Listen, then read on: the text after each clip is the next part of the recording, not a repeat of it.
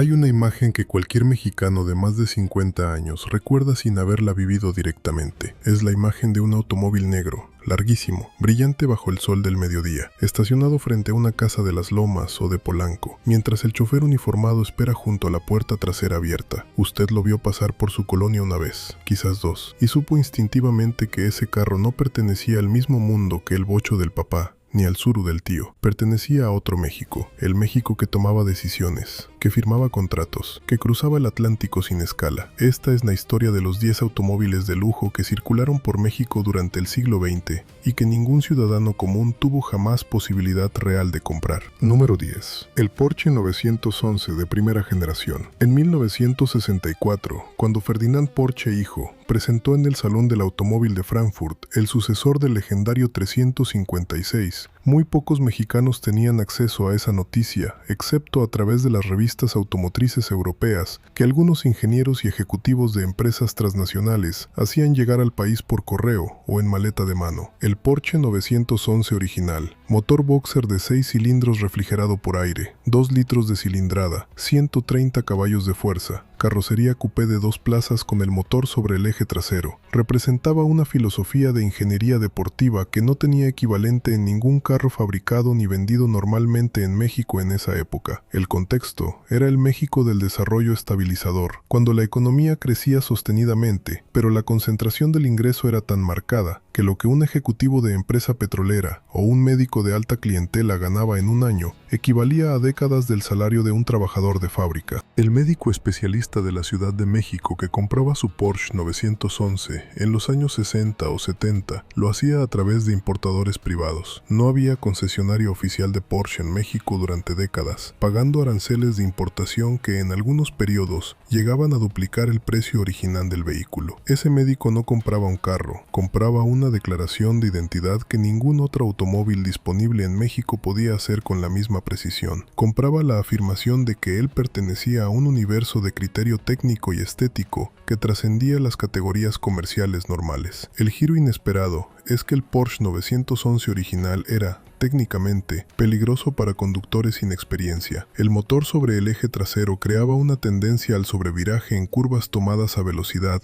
que los pilotos sin entrenamiento específico no podían anticipar ni corregir correctamente. Varios accidentes graves de propietarios mexicanos en los años 70 involucraron esa característica dinámica específica del modelo. Hoy, los Porsche 911 de primera y segunda generación son los objetos de colección automotriz más valorados en México, con precios que en subastas especializadas superan los 4 millones de pesos por unidades bien conservadas. El Porsche 911 original también dejó en México una huella cultural específica que va más allá de las unidades que realmente circularon. Fue el primer automóvil extranjero que las revistas mexicanas de automóviles de los años 70, publicaciones como Motor y Volante, que circulaban entre entusiastas, cubrieron con la profundidad técnica que se reservaba para los carros europeos de prestigio, educando a una generación de aficionados sobre lo que la ingeniería deportiva alemana podía lograr. Esa educación indirecta, recibida a través de páginas impresas en lugar de asientos de cuero, construyó una cultura de admiración hacia la marca que persiste hasta hoy en México,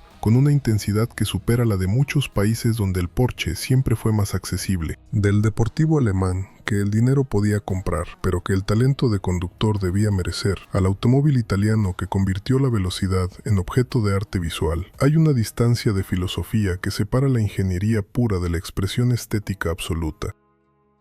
Número 9. El Maserati Ghibli de primera generación. Presentado en el Salón del Automóvil de Turín en 1966, con diseño de Giorgetto Giugiaro para la carrocería Ghia, el Maserati Ghibli fue durante su producción entre 1967 y 1973 el gran turismo más hermoso que la industria italiana produjo en esa década. Afirmación que no es subjetiva, sino el consenso de prácticamente todos los historiadores del diseño automotriz que han analizado esa época. Motor V8 de 4 litros y 330 caballos de fuerza en la versión estándar, con opción de 4 litros 7 para los que necesitaban llegar a los 280 km por hora de velocidad máxima. En México llegaron algunas unidades contadas con los dedos de una mano, literalmente, a través de importadores privados que operaban en los márgenes del sistema de cuotas de importación que el gobierno mexicano mantenía durante esos años. El industrial norteño que tenía su Maserati Ghibli en Monterrey en los años 70 era un personaje especial específico y reconocible en el ecosistema económico de esa ciudad. El empresario de segunda o tercera generación, que había heredado el capital suficiente para que la demostración de éxito pudiera hacerse con objetos europeos en lugar de americanos, en un momento en que tener algo europeo significaba un refinamiento adicional sobre el simple tener. El Ghibli no era un carro para llegar a la fábrica, era un carro para llegar a la reunión del consejo de administración o al club de golf, donde las decisiones reales se tomaban antes de que nadie las escribiera en ningún papel oficial. El giro inesperado es que el Maserati Ghibli era extraordinariamente caro de mantener, incluso para sus propietarios originales. Las piezas llegaban de Italia con esperas de meses. Los mecánicos que conocían el motor V8 Maserati en México eran literalmente contables, y algunos propietarios terminaron guardando sus unidades porque el costo de un servicio menor superaba lo que cualquier taller disponible podía justificar cobrar. Hoy sobreviven en México menos de 10 unidades del Ghibli original en condiciones de circulación,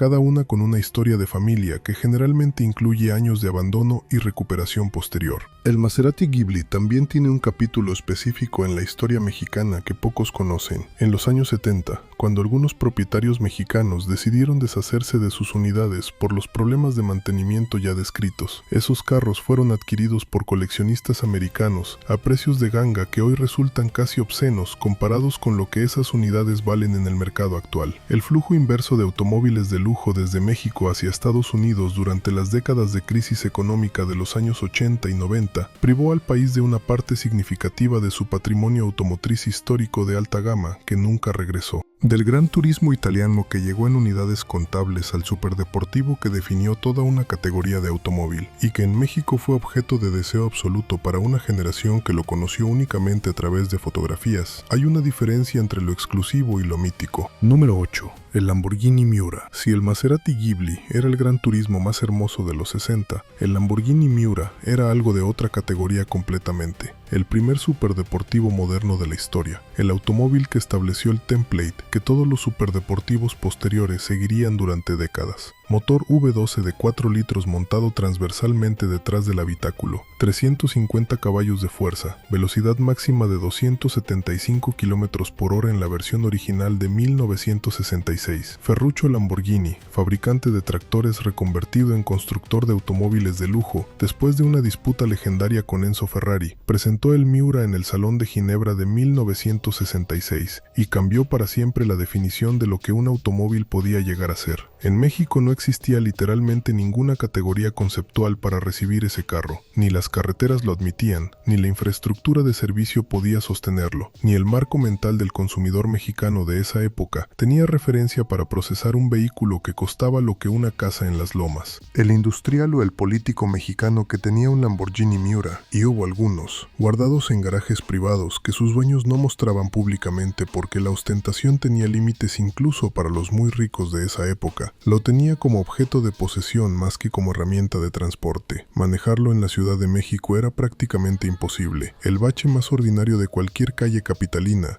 representaba un riesgo real para una carrocería con apenas 12 centímetros de altura al suelo. Manejarlo en carretera era arriesgado por razones distintas. La carretera México-Querétaro o la México-Cuernavaca de los años 60 y 70 no tenían ni el pavimento, ni la señalización, ni el trazo necesarios para que un vehículo de esas características pudiera desarrollar ni un tercio de su velocidad máxima con seguridad. El Miura en México existió como símbolo puro, completamente divorciado de cualquier función práctica. El giro inesperado es que varios de los Miura que llegaron a México durante los años 70 desaparecieron de los registros durante la crisis de 1982, cuando muchos activos de los más ricos del país cambiaron de manos en condiciones que nadie documentó públicamente con suficiente precisión. El Lamborghini Miura tiene también en México una historia específica relacionada con el cine y la televisión, que amplía su presencia cultural más allá de los pocos ejemplares físicos que llegaron al país. Las películas de acción italianas y americanas de los años 60 y 70 que circulaban en los cines mexicanos mostraban frecuentemente el Miura en secuencias de persecución o simplemente estacionado frente a edificios que comunicaban riqueza y poder. Esa presencia cinematográfica construyó en la imaginación del mexicano de clase media una asociación entre el Lamborghini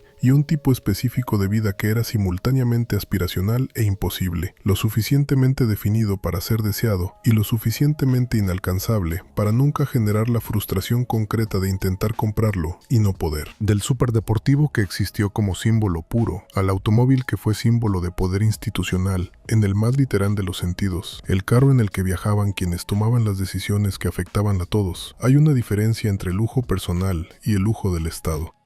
Número 7. El Mercedes-Benz 600 Pullman. Este no era un automóvil de ricos, era un automóvil de dictadores, de jefes de Estado, de las personas que no viajaban en avión comercial porque podían disponer de aviones privados, y que en tierra necesitaban un vehículo que comunicara poder absoluto de manera inequívoca. El Mercedes-Benz 600, presentado en 1963 y producido hasta 1981, era el automóvil más caro, más pesado y más sofisticado técnicamente que cualquier fabricante del mundo producía en esa época. Motor V8 de 6.3 litros y 250 caballos de fuerza, suspensión neumática que se ajustaba automáticamente según la carga, ventanas, techo corredizo y asientos controlados por un sistema hidráulico centralizado único en la industria. La versión Pullman, con distancia entre ejes de casi 4 metros, medía más de 6 metros de longitud total. En México circularon algunas unidades durante los sexenios presidenciales de los años 60 y 70, utilizadas tanto por la presidencia como por industriales de primera línea que necesitaban comunicar su posición en el ecosistema de poder del país, de manera que no admitiera interpretaciones alternativas.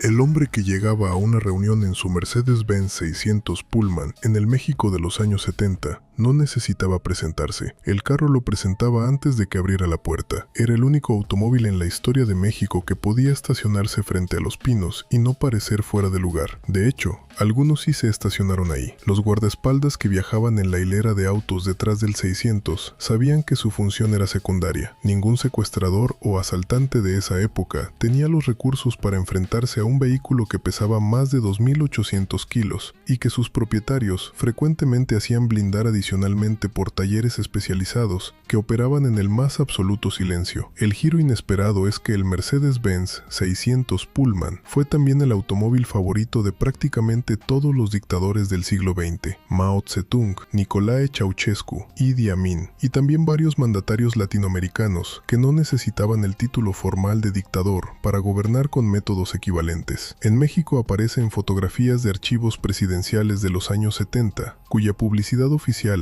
los gobiernos posteriores han preferido no enfatizar. Hoy, los Mercedes 600 supervivientes se venden en subastas internacionales por precios que van del $1 al $1.500.000, dependiendo de su historia documentada. El Mercedes-Benz 600 Pullman también generó en México una industria paralela muy específica, los talleres de blindaje. Cuando algunos propietarios decidían que el blindaje de fábrica no era suficiente para las condiciones de seguridad de la Ciudad de México de los años 70 y 80, época de creciente violencia política y secuestros de alto perfil, llevaban sus unidades a talleres especializados en el Estado de México o en Guadalajara, que añadían capas de acero balístico, vidrios de mayor espesor y en algunos casos sistemas de comunicación encriptada. Esas modificaciones secretas añadían entre 500 y 800 kilos al peso ya considerable del vehículo, lo que a su vez requería modificaciones adicionales en la suspensión y en el sistema de frenos para mantener el funcionamiento aceptable del automóvil. Del automóvil del poder institucional al automóvil del poder heredado, el que comunicaba no lo que alguien había logrado, sino de quién descendía. Hay una diferencia entre el poder que se construye y el poder que simplemente se es. Número 6. El Bentley S3. Si el Rolls-Royce era el automóvil del nuevo rico que quería demostrar que había llegado, el Bentley era el automóvil del rico de toda la vida que consideraba al Rolls-Royce ligeramente vulgar. Esa distinción, completamente real en los códigos sociales de la élite británica y adoptada con la misma seriedad por las élites latinoamericanas que miraban a Londres como referente de distinción, definía el lugar específico que el Bentley S3, producido entre 1962 y 1965, ocupaba en la jerarquía de los automóviles de lujo disponibles en México durante esa época. Motor V8, de 6.2 litros y aproximadamente 200 caballos de fuerza. Bentley nunca publicó las cifras exactas de potencia de sus motores, considerando que discutir especificaciones técnicas era una costumbre de fabricantes inferiores. En un chasis de 5 metros y medio de longitud, con interior de madera de nogal y cuero Connolly cosido a mano, el abogado corporativo o el banquero mexicano que tenía su Bentley S3 en los años 60 o 70 lo había comprado, en la mayoría de los casos documentados, durante un viaje a Londres o a París, donde el precio base, sin los aranceles mexicanos de importación que podían duplicarlo o triplicarlo, era de por sí prohibitivo para cualquier economía que no fuera la de un profesionista de élite en un país de primer mundo. Llegaba a México como equipaje de lujo y ocupaba el garaje de una casa en San Ángel o en Pedregal que tenía el espacio suficiente para albergar un vehículo que no podía estacionarse en ningún estacionamiento público del país sin bloquear dos cajones simultáneamente. El Bentley S3 en México no era un automóvil cotidiano, era el carro de los domingos, de los eventos sociales que justificaban sacarlo, de las ocasiones en que el propietario necesitaba que la llegada fuera parte del evento mismo. El giro inesperado es que Rolls-Royce y Bentley compartían exactamente el mismo motor y la misma plataforma. La diferencia entre los dos coches era esencialmente de carrocería y de insignia. Esa información, disponible para cualquier mecánico que abriera el cofre, habría parecido imposible a quienes consideraban a ambas marcas como mundos completamente separados en la escala social de los automóviles de lujo. Hoy los Bentley S3 supervivientes en México son invisibles en el mercado público. Sus propietarios no los venden, los heredan. El Bentley S3 dejó también en México una marca específica en la cultura de los talleres de lujo de la Ciudad de México. Los pocos mecánicos que dominaban la mecánica Rolls-Royce y Bentley de esa época, la misma para ambas marcas, como ya se mencionó, desarrollaron redes de contacto con distribuidores de refacciones en Londres que les permitían conseguir las piezas que de otra manera habrían requerido esperas de meses. Esas redes informales de abastecimiento de piezas para automóviles de ultralujo existían completamente al margen de cualquier canal oficial y funcionaban con la eficiencia silenciosa que caracteriza a los servicios que atienden a quienes tienen los recursos para exigir resultados sin preguntar por los métodos. Del automóvil heredado que nunca se vende al automóvil americano que llegó a México como el epítome del sueño norteamericano hecho 4 ruedas y cromo, hay una transición de cultura que refleja exactamente la influencia dual que definió el gusto de la élite mexicana durante el siglo XX.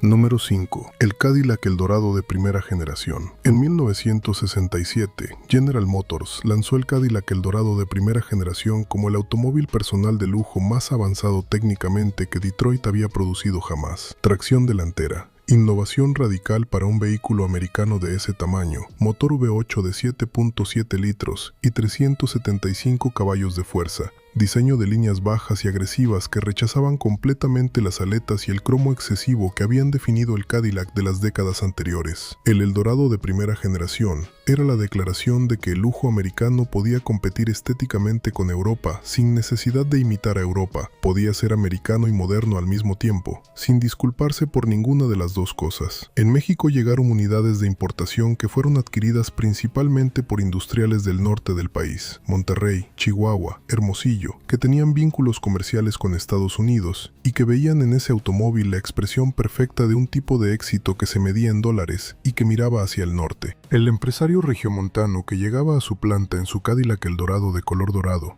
el color más solicitado para ese modelo durante los primeros años de producción, estaba haciendo una declaración específica sobre su lugar en el mundo económico de México. No era el político que prefería el discreto Bentley, ni el intelectual que elegía el Porsche como señal de sofisticación técnica. Era el hombre que había construido algo con sus manos, que empleaba a cientos de personas, que no necesitaba disculparse por el tamaño de su éxito, ni codificarlo en referencias europeas que la mayoría de la gente no iba a entender. El Eldorado era directo, largo, dorado, poderoso, americano, exactamente como el tipo de éxito que representaba. El giro inesperado es que el Cadillac Eldorado de primera generación, a pesar de ser técnicamente el Cadillac más avanzado de su historia hasta ese momento, fue durante años considerado menos prestigioso que el Lincoln Continental por segmentos específicos de la élite mexicana que seguían la jerarquía de estatus establecida en Estados Unidos, donde el Lincoln mantenía una ligera ventaja simbólica. Esa competencia entre dos automóviles americanos por el primer lugar en la escala de estatus de la élite mexicana revela cuánto de esa cultura de distinción era simplemente importada junto con los carros. Hoy el Cadillac Eldorado de primera generación, es el automóvil americano de esa época más restaurado y exhibido en los encuentros de clásicos mexicanos. El Cadillac Eldorado generó también en México un fenómeno de imitación que revela cuánto peso simbólico tenía el automóvil en la cultura de estatus de esa época. Durante los años 70,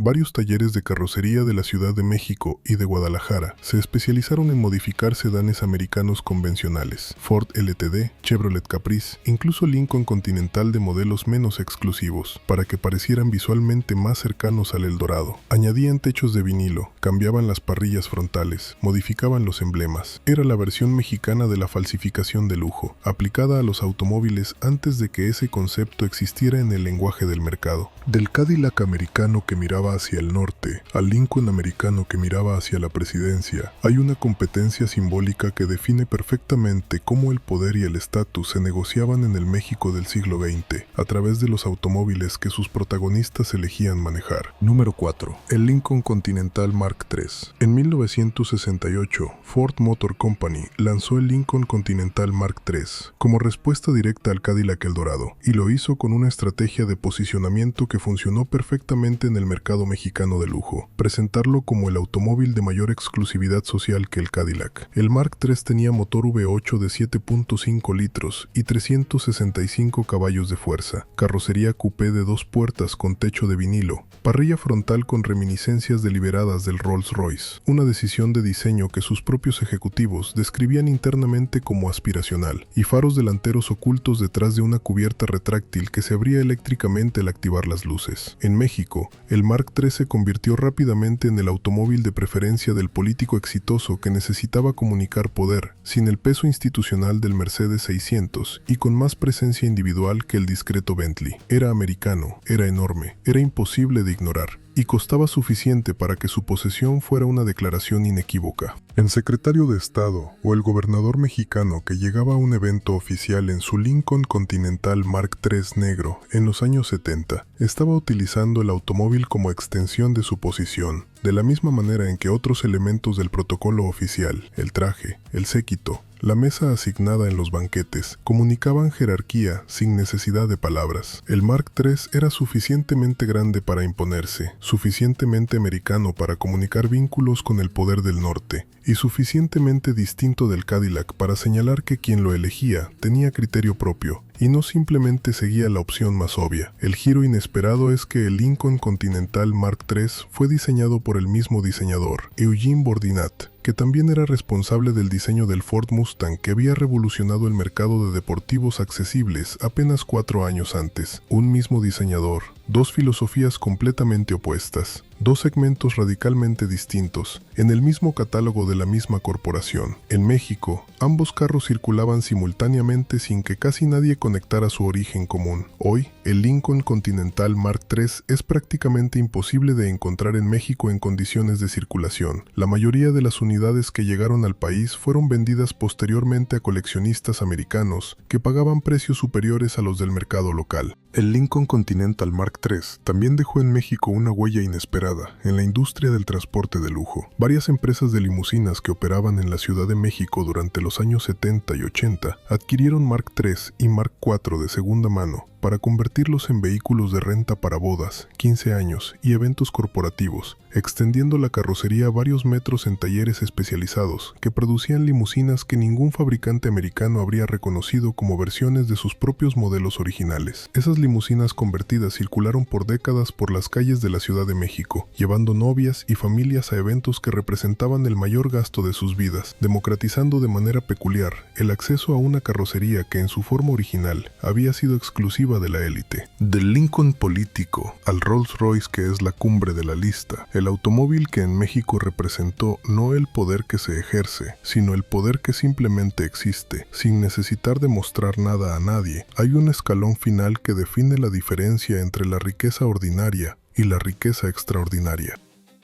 Número 3. El Ferrari 250 GT. En los años en que el Ferrari 250 GT circulaba por Europa, entre 1954 y 1964, en sus distintas versiones, la palabra Ferrari en México era equivalente a la palabra imposible. No imposible en el sentido de difícil, imposible en el sentido de que no existía ningún marco mental ni económico disponible para el mexicano promedio de esa época, dentro del cual un automóvil como ese pudiera existir como algo más que una imagen en una revista importada. El Ferrari 250 GT, motor V12 de 3 litros, diseñado por Joaquino Colombo, 240 caballos de fuerza en sus versiones más accesibles y hasta 280 en las versiones de competición. Carrocería diseñada por Pininfarina, con una elegancia que ningún otro fabricante del mundo podía aproximar. Llegó a México en cantidades que los historiadores del automóvil en el país estiman en no más de 15 a 20 unidades durante toda la década de los 60, todas importadas privadamente por personas cuyos nombres aparecen en las listas de los más ricos de México de esa época. La persona que tenía un Ferrari 250 GT en México en los años 60 pertenecía a un grupo tan pequeño y tan específico que hablar de él en términos generales es casi una contradicción. Eran industriales de segunda o tercera generación con negocios internacionales, personas que viajaban regularmente a Europa, que compraban el carro allá y lo traían de regreso pagando aranceles que podían representar el 100% del precio original. Lo guardaban en garajes privados, no lo llevaban al taller de barrio, lo llevaban, cuando podían, a los únicos 2 o 3 mecánicos en todo el país que habían trabajado alguna vez con motores Ferrari y que cobraban en consecuencia, y lo manejaban en circunstancias muy específicas, por las avenidas de las Lomas los domingos por la mañana cuando el tráfico era mínimo, en las primeras temporadas del Autódromo Hermanos Rodríguez, donde algunos propietarios participaban en eventos de exhibición, o en los tramos de carretera donde el asfalto y el trazo permitían que el V12 se expresara aunque fuera por unos kilómetros. El giro inesperado es que varios Ferrari 250 GT que llegaron a México en los años 60 desaparecieron de los registros durante las décadas siguientes. Algunos se accidentaron sin que los siniestros quedaran documentados formalmente, otros fueron vendidos o exportados sin registro oficial. Hoy, un Ferrari 250 GT en buen estado alcanza en subasta precios que van de los 20 a los 40 millones de dólares, dependiendo de la versión y la historia documentada. Si alguno de los que llegaron a México en los años 60 sobrevive en buenas condiciones, su propietario actual posee uno de los objetos más valiosos que existen en territorio mexicano. El Ferrari 250 GT tiene también una historia específica que involucra al Autódromo Hermanos Rodríguez. En las primeras temporadas de la Fórmula 1 en México, 1962 y 1963, algunos propietarios mexicanos de Ferrari llevaron sus carros de calle al autódromo durante las prácticas y clasificaciones para mostrarlos en el paddock, generando las únicas fotografías documentadas de Ferrari 250 GT en contexto automotriz mexicano que existen en los archivos históricos del Gran Premio de México. Esas fotografías, que aparecen ocasionalmente en colecciones privadas y en publicaciones especializadas, son uno de los registros más extraños de la historia automotriz nacional. El carro más caro del mundo en ese momento, en el mismo espacio donde los mecánicos del bocho llevaban a sus máquinas a competir. Del Ferrari que costó una fortuna al Rolls Royce que costó el equivalente de varias fortunas, hay una diferencia que no es solo de precio, sino de significado. El Ferrari era la expresión de una pasión, el siguiente es la expresión de una condición. Número 2. El Rolls Royce Silver Shadow. El Rolls Royce Silver Shadow, producido entre 1965 y 1980, fue durante 15 años el automóvil más caro vendido regularmente en los mercados donde operaba, y el que con mayor consistencia comunicaba un mensaje específico a quien lo viera pasar, que su propietario no necesitaba demostrar nada, porque su posición estaba más allá de cualquier demostración. El Rolls-Royce no es un automóvil que compite en ninguna categoría normal, no compite en potencia, aunque su motor V8 de 6.75 litros era perfectamente capaz. No compite en velocidad, aunque alcanzaba velocidades que sus propietarios raramente necesitaban. Compite únicamente en la densidad de su significado simbólico,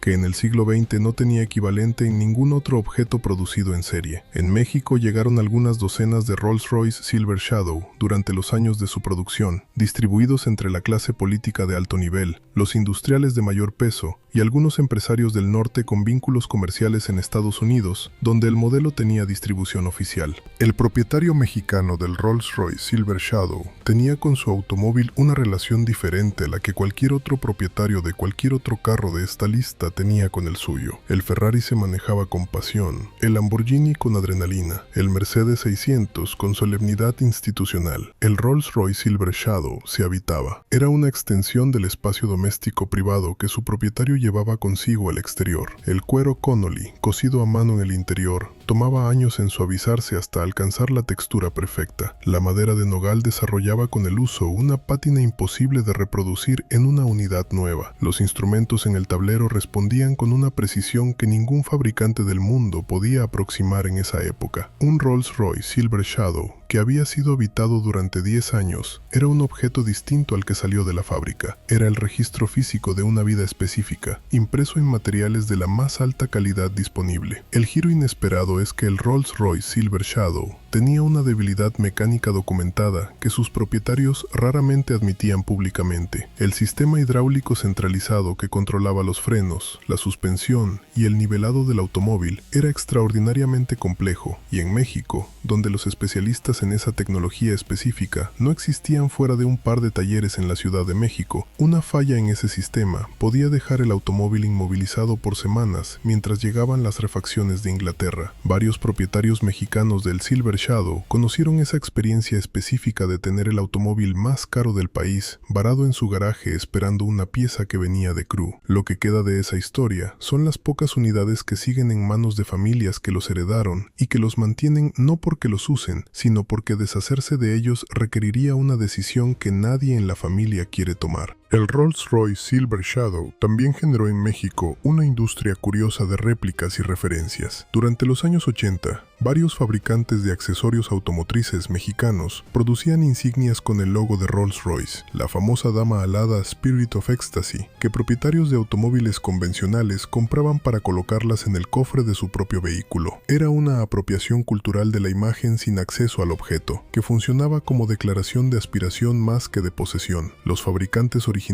nunca se enteraron o nunca consideraron que el mercado fuera suficientemente significativo para intervenir legalmente. Del Rolls-Royce al automóvil que ocupa el primer lugar de esta lista, hay un escalón aparentemente pequeño en términos de precio, pero enorme en términos de lo que representaba para el México de su época. El único automóvil de esta lista que circuló por las calles mexicanas y que ningún dinero, por grande que fuera, podía garantizar comprar en cualquier momento. Número 1. El Rolls-Royce Phantom 4. Hay exactamente 18 Rolls-Royce Phantom 4 en existencia en el mundo. No 18 en México, 18 en el mundo. Fueron fabricados entre 1950 y 1956 exclusivamente para jefes de Estado y miembros de casas reales europeas. Motor de 8 cilindros en línea de 5.75 litros. El único motor de 8 cilindros en línea que Rolls-Royce produjo jamás para un vehículo de calle. Carrocería diseñada y construida individualmente para cada comisión por los mejores carroceros de Gran Bretaña. El precio no era público. Rolls-Royce no publicaba el precio del Phantom 4 porque el precio era parte de una negociación privada entre la corporación y el comprador, y publicarlo habría sido de mal gusto para ambas partes. Se sabe que cada unidad costaba aproximadamente 10 veces lo que costaba un Rolls-Royce estándar de la misma época. En México jamás hubo un Phantom 4. Las condiciones de venta lo hacían literalmente imposible para cualquier comprador que no fuera un jefe de Estado reconocido por la corona británica. Pero sí llegaron fotografías, sí circularon historias, sí existió como referencia del límite absoluto de lo que un automóvil podía llegar a costar y a significar. El Rolls-Royce Phantom 4 es el número 1 de esta lista, no porque sea el más hermoso. El Ferrari 250G te lo supera en ese criterio, ni porque sea el más potente. El Lamborghini Miura lo supera claramente. Es el número 1 porque es el único automóvil de esta lista que no podía comprarse con dinero, podía comprarse únicamente con poder soberano, con reconocimiento de Estado, con una posición en la jerarquía política internacional que ningún industrial, ni médico, ni abogado mexicano, por exitoso que fuera, podía alcanzar. Esa barrera, no de precio, sino de elegibilidad, lo convierte en el automóvil más inalcanzable de toda la historia del siglo XX, para cualquier mexicano que no fuera presidente de la República. Y aún entonces no habría sido seguro que la solicitud fuera aceptada, porque Rolls-Royce tenía la potestad de rechazar cualquier comisión que considerara inconveniente para la imagen de la marca.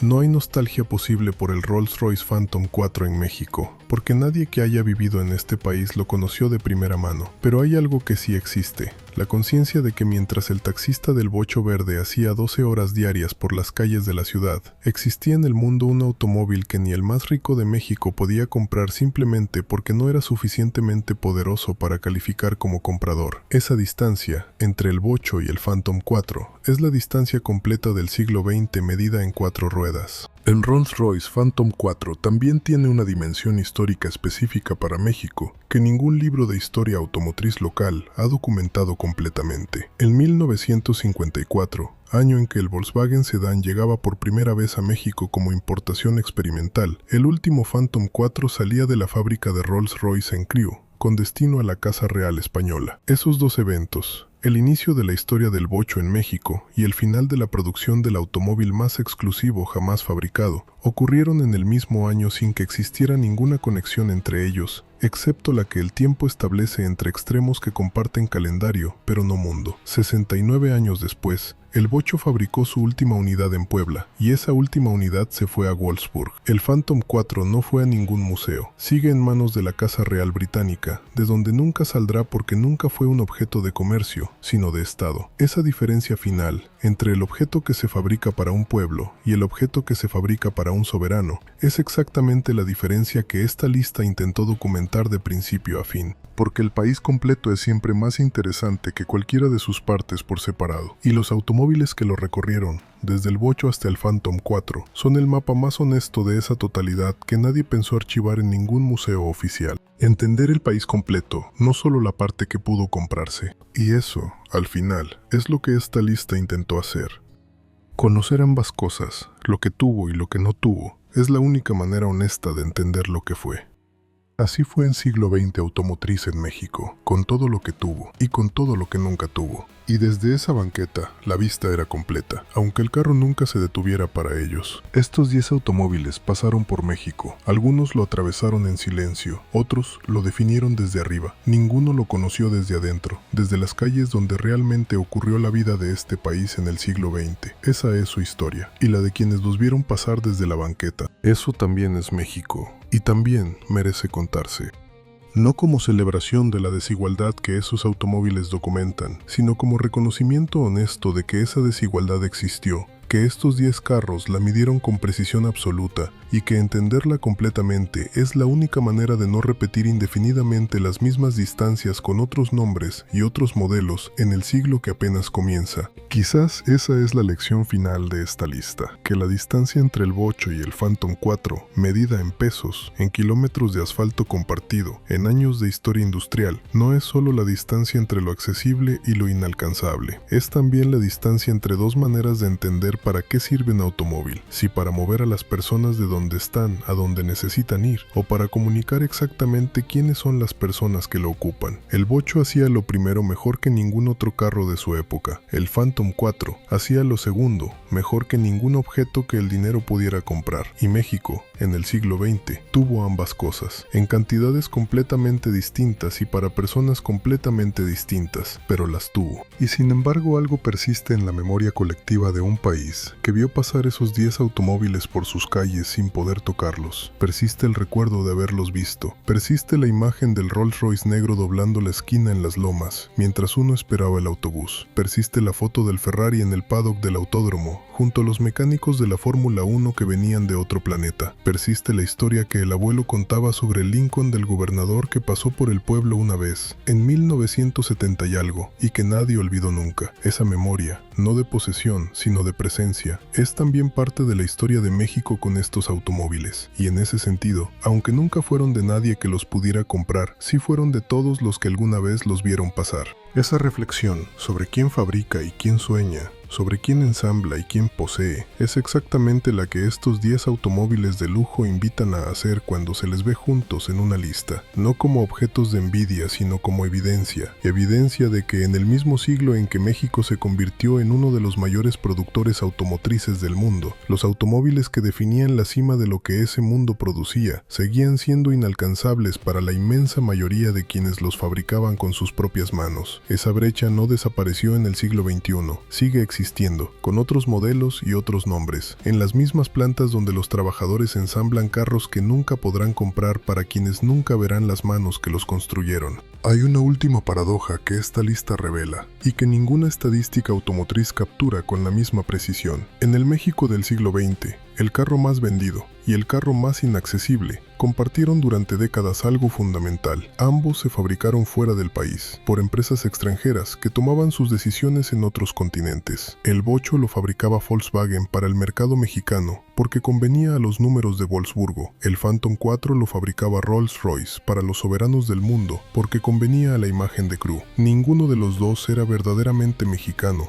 en el sentido de que ninguna decisión sobre su existencia se tomó en México por mexicanos. Lo que México aportó en ambos casos fue lo mismo, las manos que los ensamblaron en un caso y el dinero que los importó en el otro. Entre esas dos formas de participación en la historia de los automóviles del siglo XX, está comprendida la historia completa de lo que México fue en ese siglo, un país que fabricaba para otros y que soñaba con lo que otros fabricaban para sí mismos. Estos 10 automóviles de lujo recorrieron el México del siglo XX de manera marginal, en números pequeños, en manos de personas cuya existencia era tan distante de la vida cotidiana de la mayoría que podría haber sucedido en otro país. Y sin embargo, estuvieron aquí. Pasaron por las mismas calles donde el bocho hacía sus rutas de taxi, donde el suru esperaba en el semáforo, donde la combi cargaba familias enteras camino a algún lado. Compartieron el mismo asfalto con los carros que millones de mexicanos manejaron toda su vida. Y esa coexistencia entre el Phantom 4 que ningún dinero podía comprar y el bocho que cualquier familia trabajadora podía tener con un crédito del sindicato es el retrato más honesto que ningún libro de historia ha logrado hacer del México que existió en ese siglo. No es nostalgia por los carros, es la conciencia de la distancia que esos carros median, kilómetro a kilómetro, entre los dos Méxicos que siempre existieron en el mismo territorio, sin necesitar mirarse directamente para saber exactamente dónde estaba cada uno.